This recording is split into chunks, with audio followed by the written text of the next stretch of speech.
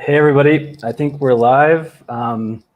This is Dan Reeser from the Acala team, and I'm joined here by Betty Chen, one of our co-founders.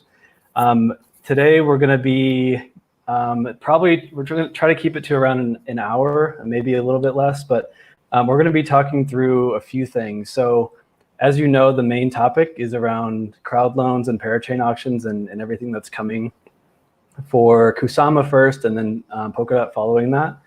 But beginning, we're going to actually go into a little bit of detail just for those of you who may not be super aware of how Polkadot works and everything around Polkadot and Kusama. So we'll start with that. And then after the crowd loan section, Betty will get into everything around Acala and Karura and share a little detail around what's coming soon with the Karura crowd loan. We've got a poll here that I did, and it looks like our average is definitely skewing towards, I've tried to learn about crowd loans, but I'm confused. So I'm going to try to do a poll at the end, and hopefully after seeing this presentation, many of you will start moving up that scale towards understanding. Betty, do you want to give a quick introduction of yourself, and then I'll go ahead and get started? Yeah, sure. Thanks, Dan. Yes, thanks for everyone turning up. I know it's all weird time zone around the world. It's about 7:30 a.m. here in Auckland, New Zealand. I'm the co-founder of Acala. Have been leading in charge of operation products, working alongside with Brian, Retail, and many other pretty cool folks in the ecosystem and community to get to where we are. But I think we're only getting started. So yeah, back to you, Dan. Cool. Thanks, Betty. And I guess it's a quick intro on me. So Dan Reeser, I'm leading growth here at Acala and Karura. Been on the team now for just, I think, exactly 2 months now. Prior to this, spent some time at the Web3 Foundation working on Polkadot and Kusama. So hopefully I can use some of that knowledge from that role in the presentation today about Polkadot. And then, we'll get into kind of the details around crowd loans. So I'm going to start sharing my screen. Yeah.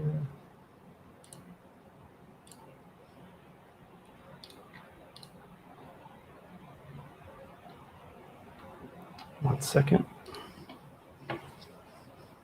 Okay. All right. Everybody can see my screen and still hear me, hopefully. Cool. Okay, so I'm going to start here with Polkadot. So as you know, Polkadot was founded by Gavin Wood, who previously was a co-founder of Ethereum. He built the EVM, the Ethereum virtual machine, and he also created the Solidity programming language. But following that experience, he kind of realized that Ethereum wasn't going to scale and could be much better. So he ended up creating Polkadot, building a new programming language called Substrate, which everything in the Polkadot ecosystem is built on. And here we are today, getting very close to actually launching some of the first parachains on top of what Gavin built. At the highest level, what Polkadot does is it solves essentially 6 key problems that exist in today's kind of legacy networks like Ethereum or Bitcoin. Most notably, connecting networks together. So this is the concept of interoperability that I know many of you have heard about over the last 3-ish years. We also, as Polkadot also kind of helps solve scaling problems. It helps with teams who need security for their blockchains, and I'll get into that later. Polkadot and Substrate specifically, in the bottom left here, enables teams to build custom platforms for specific use cases. So in Acala's case, we have custom built our Parachain, our blockchain, specifically for DeFi, and Betty will explain that later. Polkadot has also kind of changed the way governance works, taking it out of the hands of a few people and into the hands of the entire network.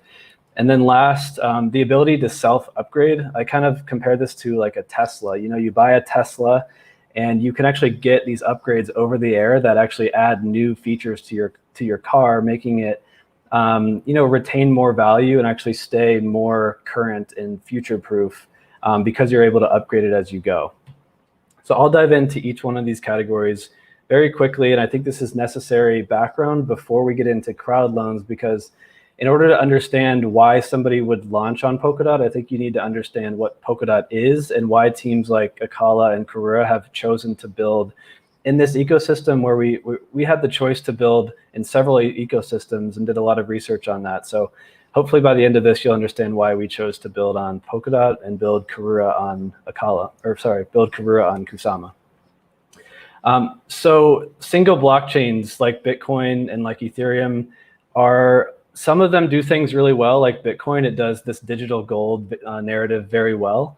But there's also chains like Ethereum who have done a phenomenal job with their kind of single blockchain, but they're attempting to do kind of everything just with one blockchain. But what Polkadot is allowing people to do is to build custom blockchains for a specific purpose, like finance or like gaming or like insurance. And these blockchains that you can see here, each one of these little squares is a blockchain. These will all be able to work together and communicate data and value between each other. Through the use of bridges, there's several bridges that are already being built in the ecosystem, but these bridges will allow not only Polkadot itself, but also every one of these blockchains around this kind of infrastructure here to bridge to Ethereum, for example, with a bridge that's being built by a team called Snowfork. Also bridges to Bitcoin. There's like at least 3 or 4 of those being built. And several other blockchain networks will be bridged. One thing that people ask a lot too is, what about Kusama? Will Kusama be able to interact with Polkadot? And the answer is definitely yes. And this will probably be one of the first bridges that we see built once Kusama and Polkadot are initially launched. So customizability, you'll hear about Substrate more and more as you get deeper into the Polkadot and Kusama ecosystem. But essentially what Substrate is, you can think of it like almost like a music EQ, where you can tweak things up and down and change the way the blockchain actually works for specific purposes. And what that actually looks like when you're a developer is you're actually using something called like Substrate palettes. So you can go in and actually choose, pick and choose what parts of your blockchain you want in order to create the kind of perfect blockchain for your use case. The cool thing is that this is not capped. These Substrate palettes can actually continue and will continue expanding over time. Teams like Acala are actually already custom building palettes that we can use to, within our blockchain, and then other teams in the ecosystem can actually take what we've built and build upon that. So things like the Acala dollar, Liquid Dot, which Betty will mention later, our DEX, the Acala EVM that we customized, are all things that are available at a blockchain level. This is pretty surprising when I heard this number, but the Polkadot and Kusama are able to scale to up to around 166,000 transactions per second, according to the research team at Web3 when we talked last year. And this compared to your standard like Visa level transactions per second, and then of course Ethereum and Bitcoin. It's exciting to see where we are kind of headed towards when we begin ramping up these two networks. Governance, just quickly important to mention, is that governance, like I said, is allowing Polkadot and Kusama to manage this network at an entire community level versus being governed by an individual person or a small group of people. And then a couple more. So you'll hear the terms shared security, sometimes plug and play security, which I kind of prefer. But what this really means is that Polkadot and Kusama are both extremely attractive for development teams like us at Acala, because it saves us the trouble of having to go out and recruit an entire set of network validators who actually help us run our network and secure our network. So when you think about Polkadot and Kusama versus other alternatives, this is one major reason why many teams are choosing to build in this ecosystem, because it just takes a lot of the effort on the security side off of the team and allows us to focus on building our product. So that's about it for Polkadot. I'm just gonna, that graphic that I just showed you here, I'm gonna flip that now on its side and show you what's actually going on top of Polkadot and Kusama. So you can see here, this Polkadot and Kusama is kind of the base layer, what we're calling a layer 0. On top of that will be all these different parachains being built. So Acala, you'll have Plasm, Moonbeam, everyone else. And then on top of each of these parachains will be applications, users, value, liquidity, and this will all be interoperable. So you'll be able to send tokens and data and smart contract data between these different parachains and these different applications, all in one kind of cohesive universe. Now, last but definitely not least, one network that I definitely love talking about is Kusama. I know many people on this call are Kusama fans as well. And the key differences between Kusama and Polkadot are small but important. The network is built the exact same way as Polkadot, but it's meant to be more of an experimental and fast-moving environment for teams to be able to take what they've done on testnet and then move it on to Kusama, which has quite significant value now, but gives them a place to experiment with new features, but also run a full-on network for providing value in some way to the Kusama community. So this is what we've decided to do with Karura. We're building Karura for kind of satisfying the DeFi demand of the Kusama community. And then at the same time, we'll have Acala being built on Polkadot. So, okay, let's now get into, okay, I've explained everything about Polkadot, I've explained Kusama. You've now hopefully got a good background on how all of this works. But at this point, if you see this gray circle here, this is the relay chain of Polkadot, and in the gray circle over here of Kusama. In reality, if we were to show a diagram of what this network looks like today, it's just a bare gray circle. There's none of these parachains around the edge right now.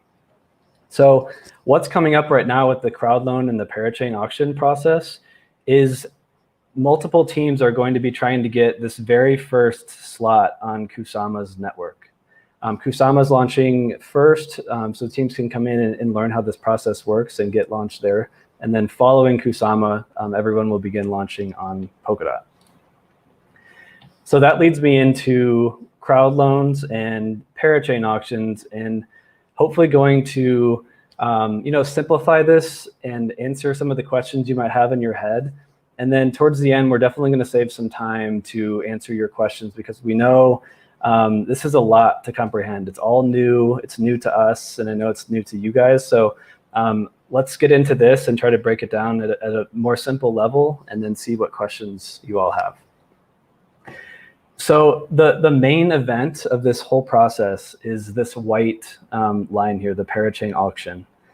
What this is it's multiple Parachain teams that are bidding in an auction, just like you might have seen on like a website like eBay, or there's house auctions, there's several different auctions historically.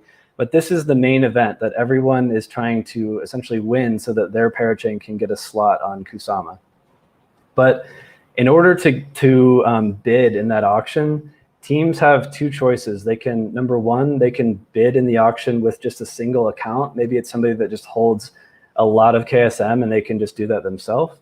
Or the second and more common option is a crowd loan. So a crowd loan allows teams like Karura to crowdsource KSM from the community.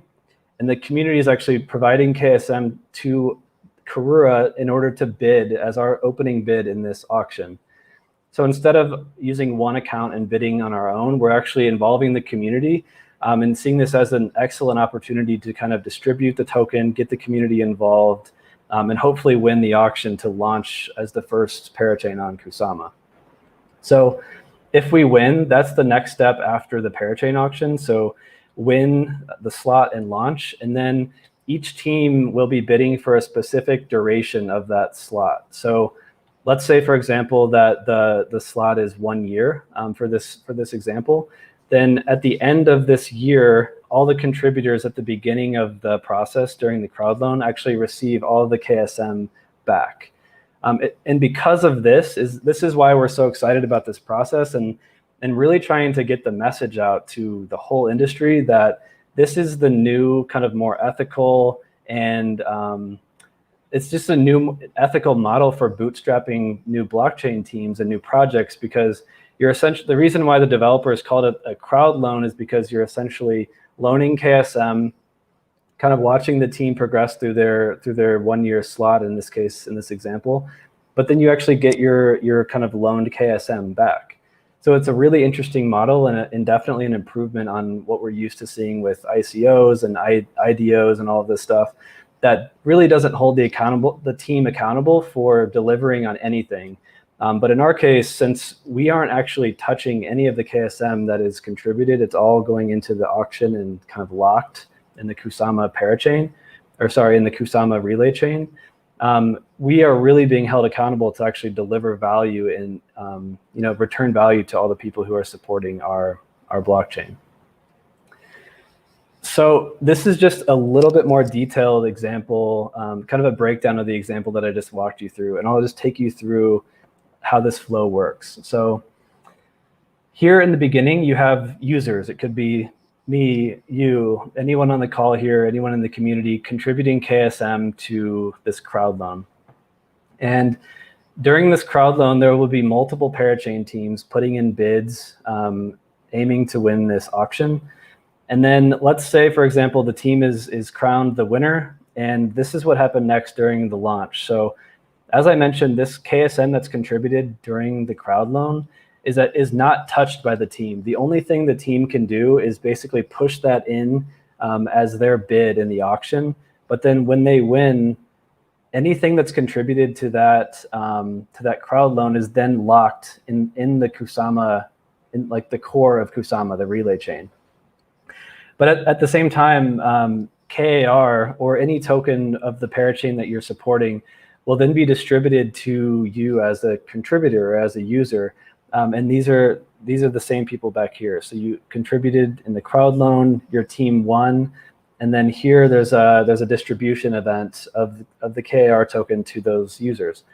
And then at the same time, going back to the original diagram of the whole kind of Kusama relay chain, this is where we would actually, as Karura, go in and earn that slot, and then all of our DeFi applications, our platform is ready, teams can begin building on Karura, or users can begin coming in and using all the products that we've built. And then finally, at the end of this slot that we get, in this example, 1 year, all the KSM is returned to supporters. So again, that's kind of what gives the name crowd loan. I've already covered this, but I guess I'll just leave it up for a second in case people want to pause this video when they go back and review this. Let's see, I've also covered all of this. There's some detail that we can just go back and you guys can read if you would like in the recording. This is just a little bit deeper of a deeper dive on this first crowd loan part. So just to show you that there's going to be multiple Parachain teams doing these crowd loans all at once.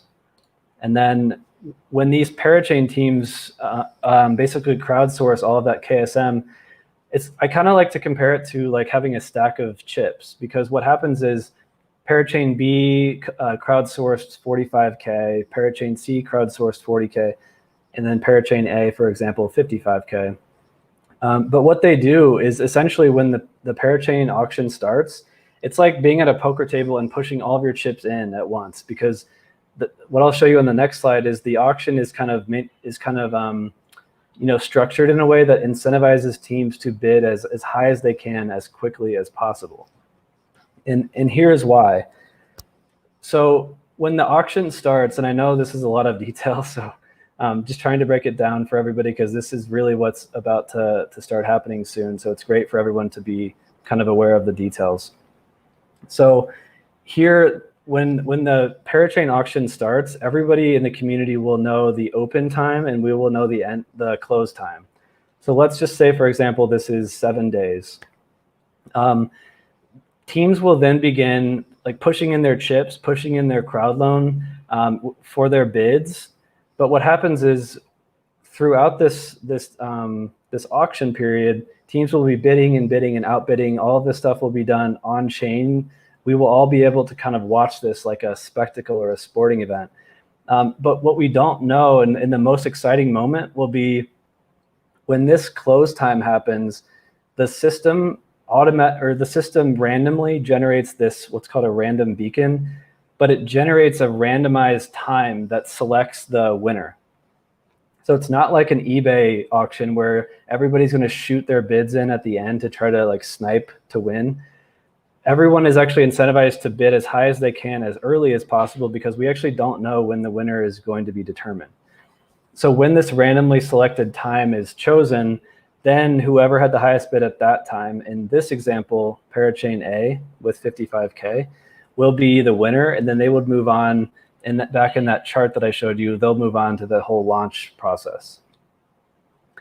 So this is just a recap of everything that I just showed you, the whole process from Crowdloan to Parachain auction to launch, and earning that slot on the network. And then what will happen is this will actually be taking place quite frequently. So Polkadot announced, and we're not sure exactly if it'll be the same for Kusama, but Polkadot's plan is to do it every 2 weeks. So you'll have an auction 2 weeks, 2 weeks, 2 weeks, until we scale up to around 100 or more parachains. So the reason why this is exciting is we're actually kind of approaching this period of time where these Kusama and then Polkadot parachain auctions are going to be ongoing every 2 weeks for the next 5+ years, depending on if governance changes the way all of this works or anything like that. But it's going to be fun, and it's going to be pretty crazy. One last thing before I move on to Betty. A lot of people ask, so what happens at the end of this parachain slot? So like I mentioned, the KSM is returned to automatically from the Kusama relay chain itself to the contributors who supported the crowd loan. But there's actually a few options for those teams when their slot ends. So number one, a team can actually host another crowd loan and do this process again, win the auction, and what have you. So I've already been through that. Number two, which is pretty interesting and a unique kind of aspect of the way Acala and Karura will work, is we are actually going to have our own what we're calling network controlled value. And within that, the Acala Treasury and the Acala Decentralized Sovereign Wealth Fund, those also both apply to Karura. So in Karura's case, if we have a 1-year slot, our network and our DeFi protocols are actually going to be building up our own treasury to the point where we hope to be able to self-fund these auctions in the future instead of having to rely on doing this whole crowd loan and parachain auction process again. And then third is kind of a fallback for some teams. Some teams may actually decide that they only need they don't need constant access to the blockchain itself. Maybe it's like a weather application or a weather parachain where they don't need to be contributing weather data to the blockchain every second. Maybe every day is fine, just to show that there's not a hurricane, for example. The other way around is if you're like a DeFi chain like us, or you're a team that does need constant access to the relay chain, you would most likely use a parathread as a temporary option before moving back to the parachain setup. So cool. Hopefully you guys write down your questions. I'm going to move on to Betty now to get into a little bit about Acala and Karura. And I know there's going to be, wow, there's 51 questions. So we'll come back to questions after Betty gets into this a little bit. And then we'll wrap up. So thank you guys. Betty, do you want me to just keep my slides up for now? Or do you want to take over? Yeah, please let me take over. Okay, thanks. Cool.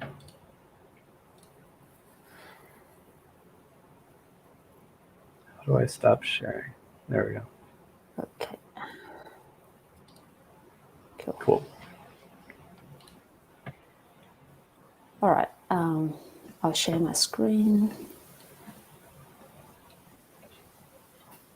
All right, let me move you up so I can still see everyone.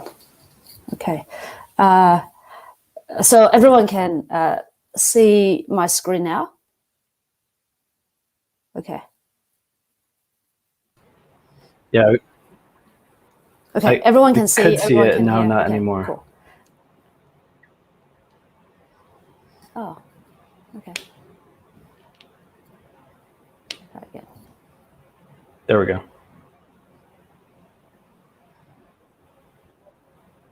Okay. So I will go into a little bit more on Acala and probably more specifically on Karura, and then I will actually go into a bit more what the Karura sort of product and also the token economics, and then maybe more specifically the crowdloan. I see some very good questions being asked there. So I won't actually go into too much of the product demo today, because I think next week there will be another session. I think Raytao is going to walk you guys through the app and etc. But I just want to show you guys that when you're looking at projects, it's important to, I guess, if you are here getting very excited about Acala, about Polkadot, and you haven't used the app yet, then there's another checkbox to check off to see, how good the app are. Is it useful to you, or is it useful to, folks that in your circle, etc. So basically, like Acala, we are building a DeFi suite. So you can think about us as a decentralized bank that you can walk into instead of using your house as collateral to borrow revolving credit, maybe to renovate your house or do some other work on your property. You can use your crypto assets as collateral to borrow stable coins or US dollars, and then use it for trading, or perhaps getting more Bitcoin or DOT for whatever reason there is, right? And so this is the full DeFi suite that we'll build out for Acala. And then I saw some of the questions asked around all the tokens that are available within the DeFi suite. So I'll just go into a little bit more detail on that. So the first product that we have is the multi-collateralized stablecoin. So that's the Acala dollar. So everything I say here referring to Acala, if you are thinking about Karura, if that's more of your thing, then you just switch Acala to Karura, and then AUSD is basically Karura US dollars that's available within the Kusama ecosystem. And then this multi-collateralized stable coin is basically a scenario I was talking about. You can use your Bitcoin, use your DOT, ETH asset as well. I saw someone asking a question about Ethereum bridge. That's actually being built. We actually launched a test net on Coven and our Mandala. We haven't announced it yet. For everything we do, we try to make sure that everything works before we tell people. And as soon as we are happy with it, we will let you guys to try to actually bring your ETH and ERC20 tokens to Acala, and then see how it feels like. And then the the second product we have is a decentralized exchange. So it's AMM, automatic market maker. So it's a bit like Uniswap in terms of the mechanism, but obviously it's built at a lower level so that it can be used as a unified source of liquidity for the entire Acala network. So for example, we often say on Acala, you can bring your own gas, right? So this is a term invented by Dan. Basically, you can pay your gas fee using any tokens you want. For example, we are collaborating with Ampleforce, and you can pay fee in Ample, or I saw someone mention Bitcoin maxis. Well, you don't need to swap your Bitcoin to anything else. You can pay gas fees in Bitcoin as well if you want, or in any other stable coin. So this is all made possible because we have this DEX built into our core level of the blockchain. And then the third product we have is the liquid DOT. So basically, this is like today, if you stake your DOT, you kind of lose liquidity of that DOT, right? You kind of lock your DOT there for as long as you're staking and earning the reward. And we basically create a tokenized version of it. So it's a little bit like you put your DAI into Compound and you get CDAI out, which is interest earning, but you can still use the CDAI as like ERC20 to trade, to use as collateral. So similar concept. Of course, the mechanism is way different. So in here, you stake your DOT through Acala trustlessly, and then you will get a tokenized version of it called LDOT. So that's the token there.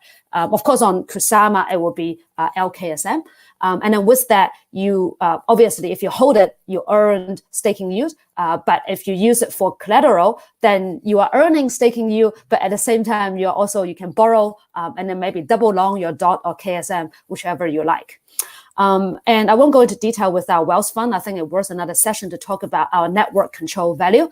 I do think that's a new moat that people will start realizing. We're probably first to come up with this idea maybe a year or so ago when we first started Acala, but we will soon make this actually work in real life. And I think everyone, in the community or will be holding ACA will be really happy about how this will be going. So I'll just leave that there. And then for everything that we've done here in Acala, there will be a suite being built on the Kusama as the Kusama DeFi hub. And of course, you now see, Kusama kind of evolve into quite a different character, as well as a different personality or ecosystem and community versus Polkadot. I kind of imagine Karura will be similar because a lot of the parameters on the Karura DeFi hub will be very different and higher risk tolerance than Acala.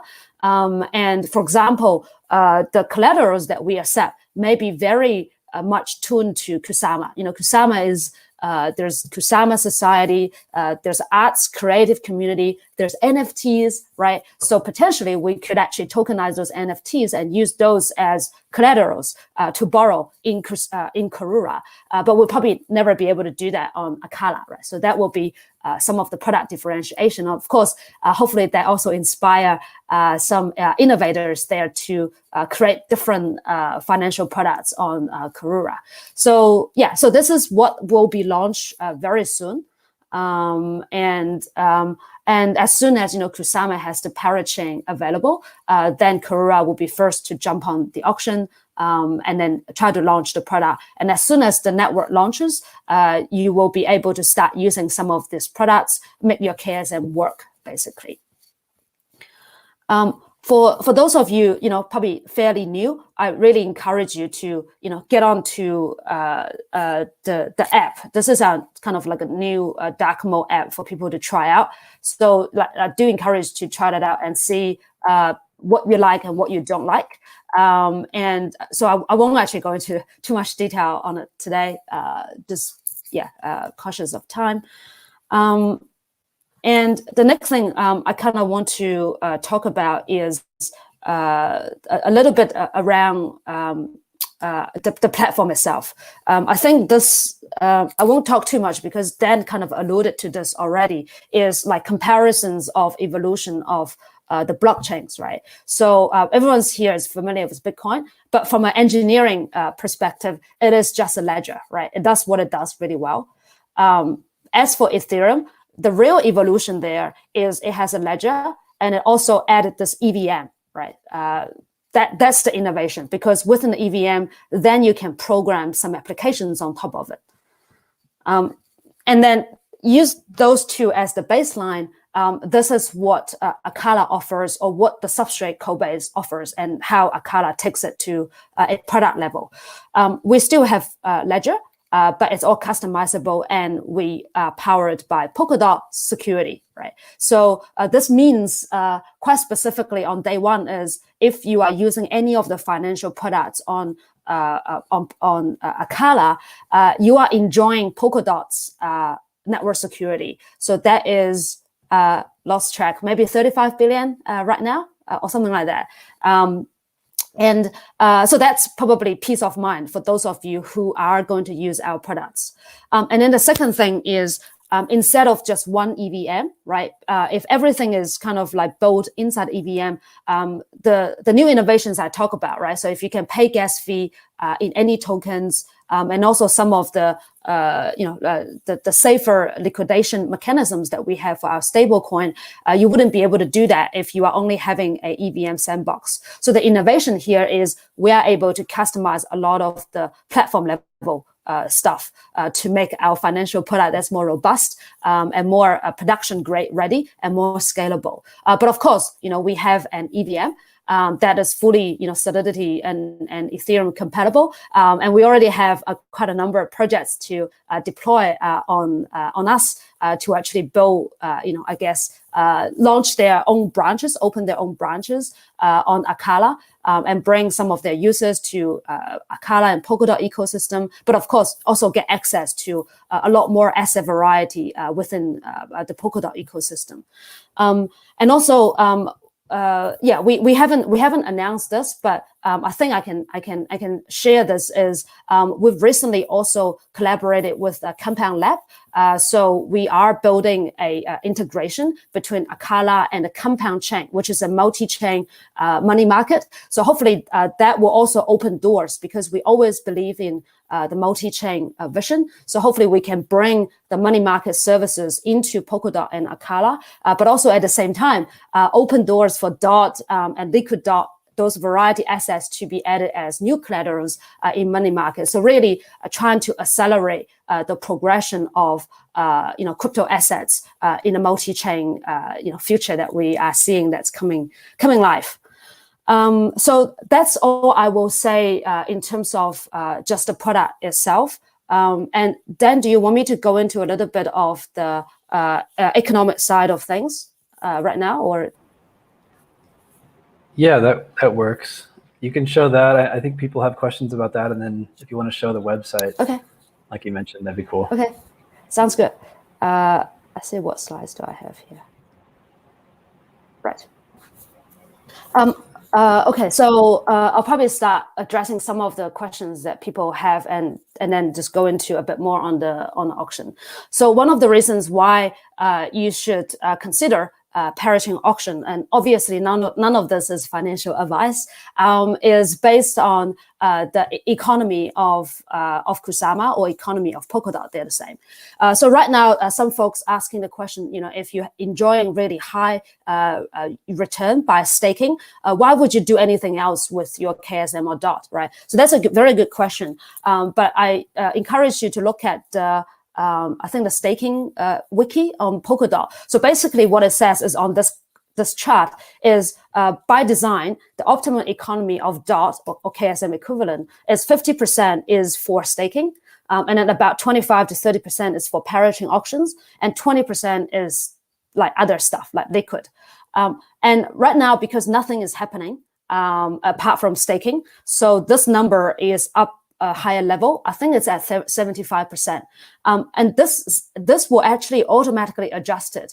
If there are more than 50% of the people staking, you will see the staking yield dropping, right? So right now it's at 75%, so you're all fine. Everyone stakes, and you will still be fine enjoying the highest staking return. But as soon as there's the first Parachain gets launched, or Parachain slot becomes available, you will start to see the return going to drop. And this is like coded on chain, right? So then kind of it's a market mechanism to encourage people to, I guess, allocate their DOT tokens for different, I guess, purposes on the chain to bootstrap the Parachain, as well as securing the network. So you should keep this in mind when you think about, I guess, staking versus auction. It doesn't have to be one or the other, right? You should probably put things in different places. But anyway, so that's that. And then the next one I want to touch on is an analogy that I use for what is the Parachain auction is like. So for those of you who might be familiar with, I guess, staking or yield farming, you can think about this as a committed staking or committed yield farming on Kusama. So basically, you are putting in your KSM as a bond. So you are yield farming, right? But you have to commit for however long the lease period is. So right now, the talks out there is between 6 months to 1 year.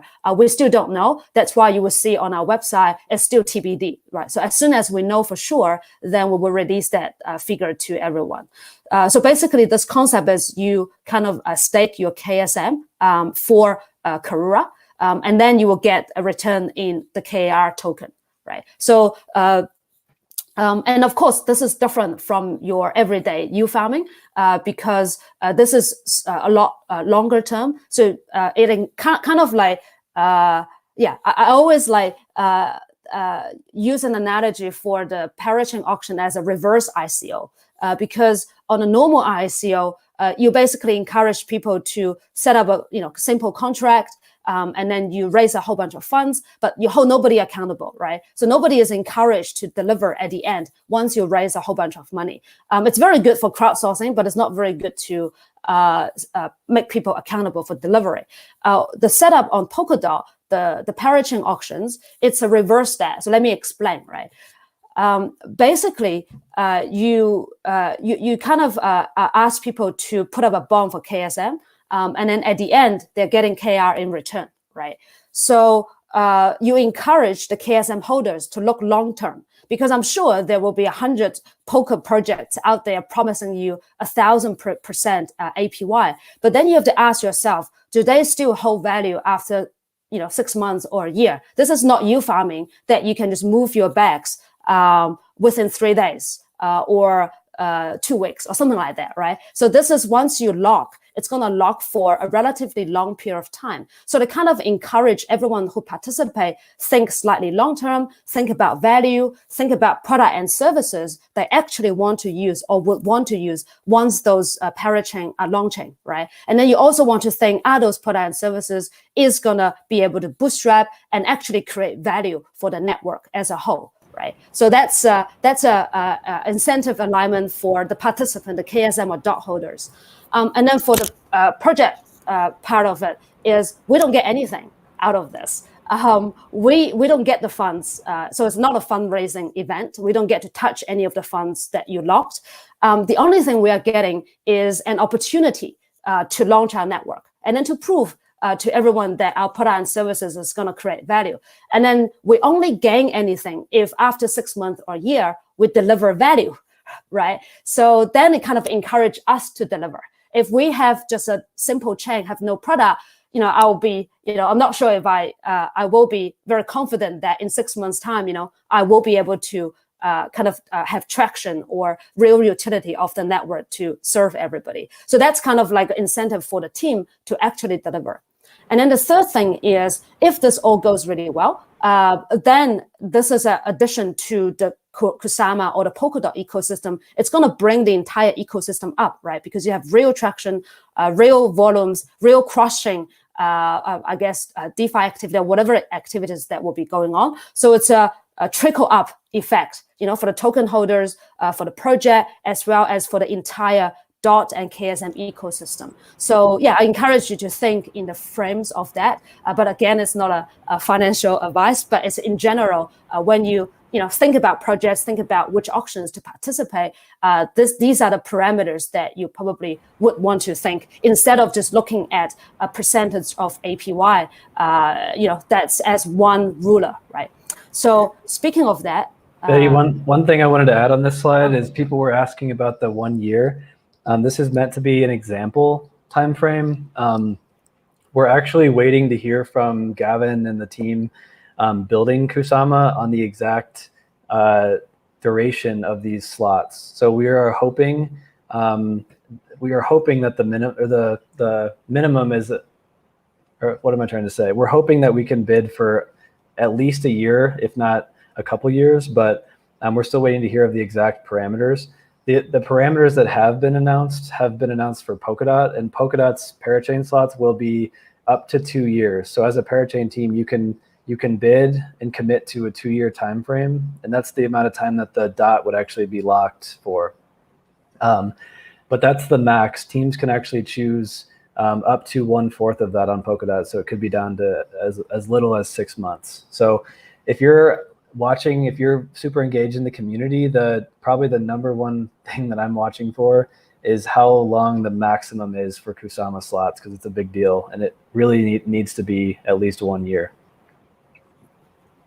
Yeah, that's exactly right. And then I also see some people asking the reward. So basically, once you participate into Crowdloan and then we manage to win, then the KR rewards will be given out as soon as we launch. So the full amount will be dropped to you as soon as we launch. But of course, there is a vesting, but 30% will be free liquid upfront, and then the rest of it will be vested throughout however long the lease period is. And then another parameters, I guess, to look after is we are giving out about 11% of supply, but that doesn't make any sense if you haven't actually read through our token economics. So I encourage you to, we just launched a very cool website. So you encourage you to actually look through it instead of the very dry and plain white paper. So basically the idea here is our token supply is fixed.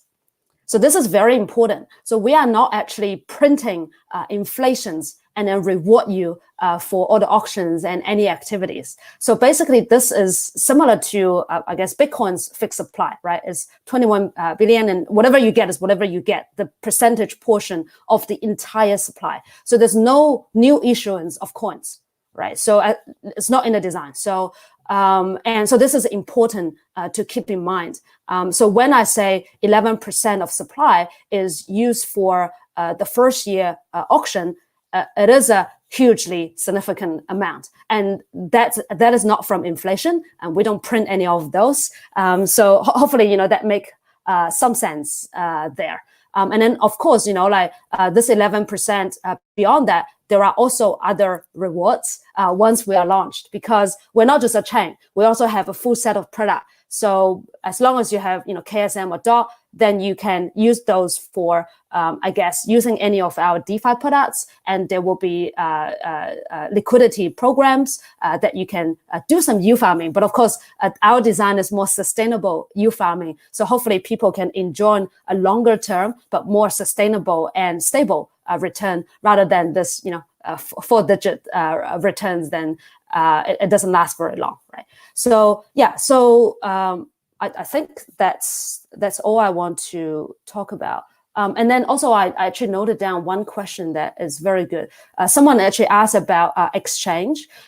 So I think for participating on the crowd loan, there are a few different ways. So one is you can use your Polkadot.js and then come to the website, and then you can participate it, or you can go to the Polkadot.js web application to participate. If you're on an exchange, so we are working with a few of them, you need to check with your exchange if they directly support, Karura or Acala's crowd loan, and then you can do it on the exchange. But never use the exchange address directly on our crowd loan on our website or on the Polkadot.js website. So yeah, so I hope that answers that question. And then that's all I will be sharing. I'll just stop there. Cool. So I think it's been about 50 minutes. So we're going to start going through questions. Obviously, everyone is on totally different time zones. So that's it for the presentation if you do need to go. This is going to be available on our YouTube channel. I've pasted the link, but maybe Robin, you can paste that again. But it's just youtube.com/c/Acala Network. But let's get into the questions now, Betty. I'll just go through these and read them out, and then we can take a stab at all of them, or as many as we can. Okay, so first one, since you can stake Kusama for 12% or more, how will the gains of participating in a crowd loan compete with staking? I may let you take that, Betty.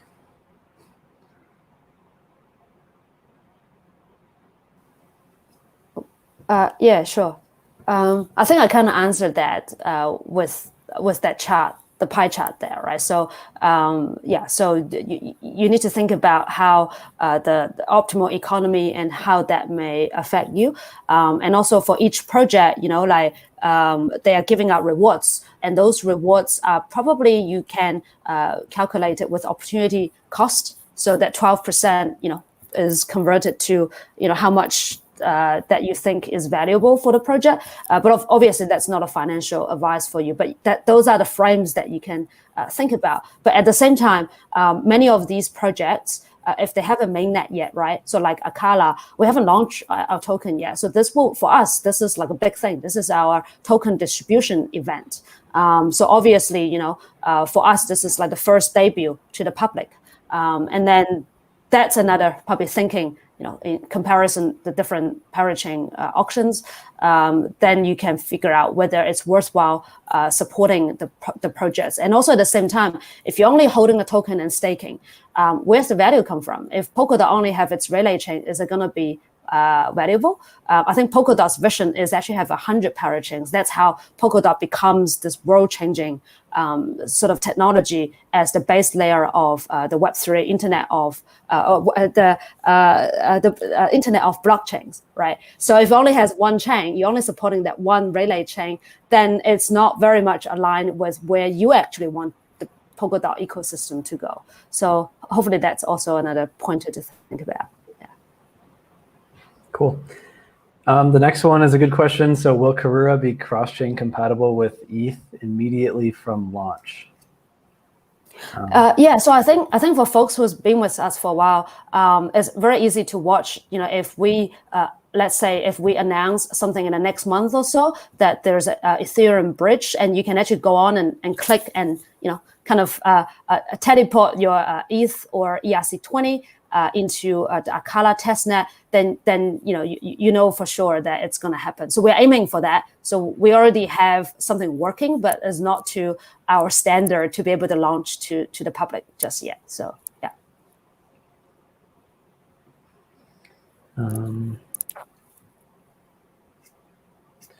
Have the min and max caps per person been determined for the Karura crowd loan?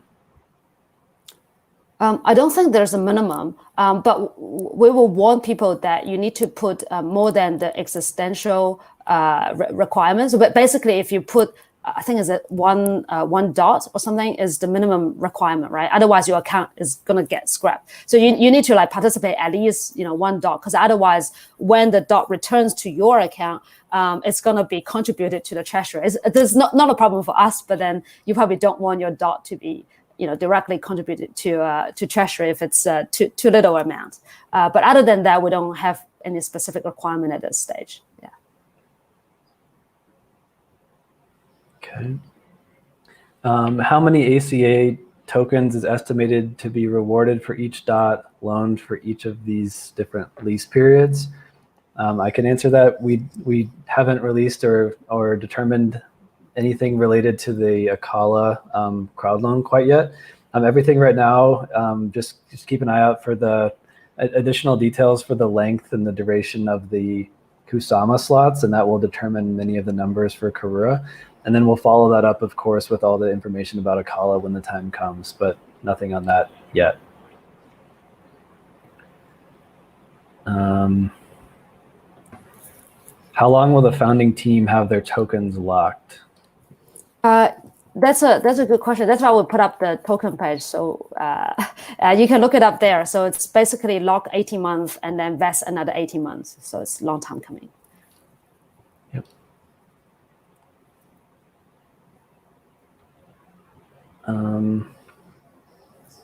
This person's asking about, okay, so what is the percentage of value that you would get from KSM to LKSM when borrowing against it?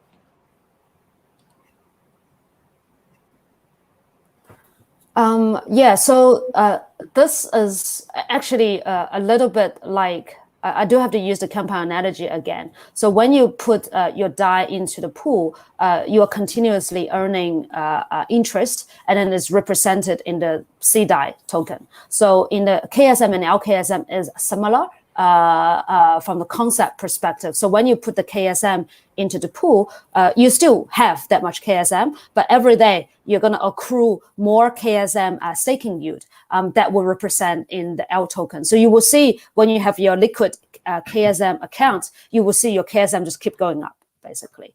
And then that's just based on the staking yield that you get on a daily basis. Yep. So Tom, good question. Hopefully that answers your question. Okay, so will the Acala crowd loan participants get Karura airdrop, or getting Karura is only possible through KSM crowd loan? I think we don't know. The Acala crowd loan is going to happen way after the Karura crowd loan. So we're just focused on the Karura campaign, right? So I think there's always many different ways to actually participate, right? So obviously the crowd loan is the biggest one that we are preparing right now. So all our focus is on that to try to figure out if we are giving out enough rewards, and also different ways to incentivize people, and also get as many our own community members participate as possible. But as for later on, maybe a month or 2 months, I don't know how long the Acala crowd loan or Polkadot is ready, then we can go into a bit more detail on if you participate in Acala crowd loan, what you're going to get, right? So right now I'm talking mostly just the Karura or Kusama Parachain auction. Cool. Okay, another good question. So Brian asked, I guess Betty, you answered it in the text, but I'll just read it real quick. So will all the funds raised through the crowd loan be used for the auction, or will the team only bid enough to win the auction and ultimately not use all the funds? So like Betty said here, we can't touch the funds. It's a bond for the Parachain to access Polkadot's network security. So it's kind of like the analogy that I said earlier with the poker chips. Like whatever we raise in the crowd loan goes all into the Parachain auction process. So there's never going to be an excess of that like we would keep, because first of all, we can't touch the funds, and then second of all, everything in the crowd loan goes into the auction, so there won't be any excess.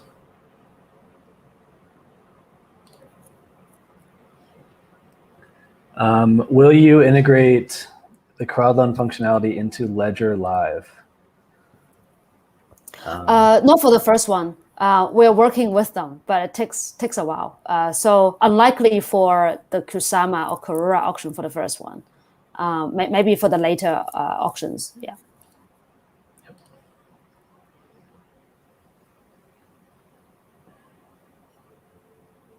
So yeah, some of these I think you've answered, Betty, but will there be separate crowd loans? So yes, there's a crowd loan first for Karura, for Kusama, and then there's a crowd loan after that for Acala on Polkadot, probably a couple months later.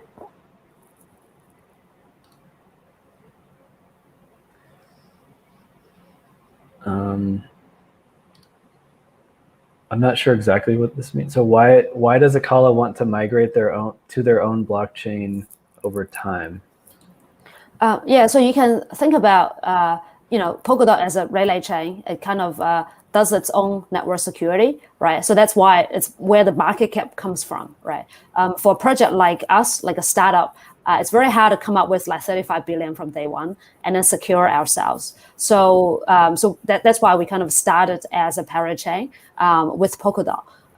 But how this whole internet of blockchain is going to scale is ultimately if we grow into maturity and then we have enough market cap ourselves, and then we would like to scale our financial our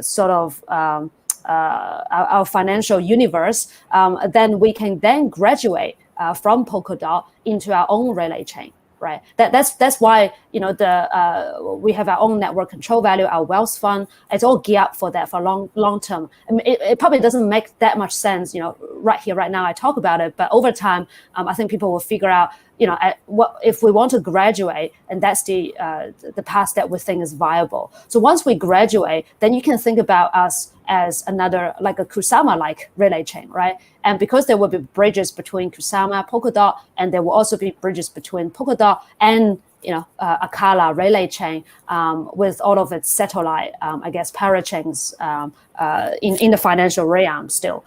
So that's how because Polkadot is not gonna stop at 100 parachains. You can imagine the world in the future will be tens of thousands of blockchains, and that's why that's how it will actually evolve. But that's more of a longer term plan. Yeah. I'm just showing a quick image that I made last year. So this is actually kind of what Betty was talking about. So this is like, I think what Gavin's called Polkadot 2.0, maybe it's beyond that, but it's essentially like relay chains within relay chains, or relay chains nested within the core Polkadot relay chain. So in Betty's example, with Acala becoming a relay chain in the future, we would be something like this, where we plug into Polkadot as a like into one of these slots, but what we're actually plugging in is an entire multi-chain ecosystem for Acala. So this is definitely not any official graphic. I just made it for fun to see what it would look like, but this is kind of helpful to see what this like multi-relay chain world would look like. Yeah, I think someone also asking like timing and stuff. Folks are a bit confused. So it's not like this is happening tomorrow, right? The reason we are doing this is because it is very confusing, and it's a very new concept, right? People are familiar with ICO yield farming, but not quite Parachain auction and then bootstrapping a network this way. So that's why we're doing this. So it's not like it's starting tomorrow. So usually, if you are staking KSM, there's a 7-day unbounding period, right? So we'll at least tell you 1 or 2 weeks before. Well, we'll actually tell you as soon as we know from Polkadot or Kusama when it's happening. So like, you know, don't panic. You can still stake and earn return. And then we'll tell you at the first. Yeah. All right. So I think we're 3 minutes over the hour. Maybe we can take just a couple more questions.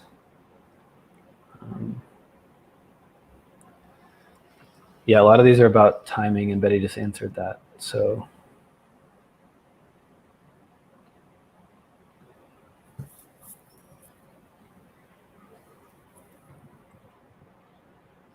oh, here's a good question. Okay.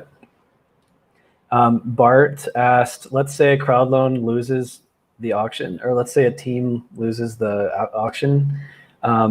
How are we going to get our tokens back? As far as I know, Polkadot and Kusama aren't smart contract capable yet, et cetera, et cetera. So I don't know, Betty, do you want to start that one? And then sorry, what's the question? I can start. So he's basically asking, so what happens if your team loses the auction? So I mentioned before that these auctions will happen every 2 weeks, that's what Polkadot said. So we're expecting at this point the same to happen for Kusama. So if we weren't to win, or if any team weren't to win the first one, they could actually take that crowd loan that they collected from their community and roll that into the next one just a couple weeks later. So just be on a lookout for kind of language around this, because whatever parachain you're supporting will probably let you know, like, the funds will be locked for X amount of time. That allows them to use it for not only one parachain auction, but potentially if they need to participate in 2 or 3 to get the auction, then they can. Okay.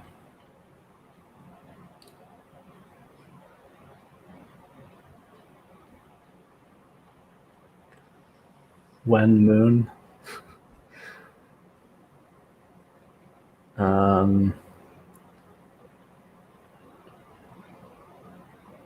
Okay, I think we're good. There's a lot of questions. I'll check and see if there's anything else that are kind of big questions, and I can always try to follow up in an email if you guys need. But let's just wrap it up. So just to summarize, hopefully you learned something new. Let's check the poll actually.